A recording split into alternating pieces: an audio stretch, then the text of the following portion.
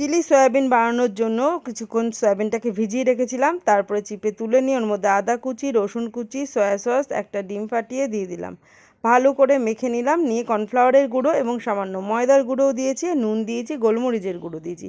সব কিছু দিয়ে ম্যারিনেট করে কিছুক্ষণ রেখে দেওয়ার পরে কড়াইতে তেল দিয়ে সয়াবিনগুলোকে ভালো করে ভেজে লাল লাল করে তারপরে তুলে রেখে দেবো।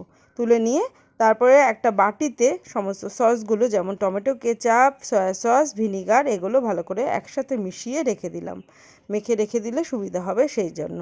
তারপরে কড়াইতে তেল দিয়ে পেঁয়াজ কোচানো বড় বড় করে এবং আদা কোচানো, রসুন কোচানো, কাঁচা লঙ্কা কোচানো এবং ক্যাপসিকাম কোচানো, এইগুলো সমস্তগুলো ভেজে নিয়ে তার মধ্যে সয়াবিনটাকে দিয়ে ভালো করে আরও নেড়ে চেড়ে এবং সামান্য নুন এবং সামান্য চিনি দিয়ে দিলাম। তারপরে ওই কর্নফ্লাওয়ারের গুঁড়ো জলটা গুলিয়ে রেখেছিলাম সেটাও দিয়ে দিলাম। লাস্টে কিন্তু একটু গরম মশলা দিয়েছি। ব্যাস, রান্নাটা আমার রেডি। কেমন লাগলো অবশ্যই কমেন্টে জানাবে।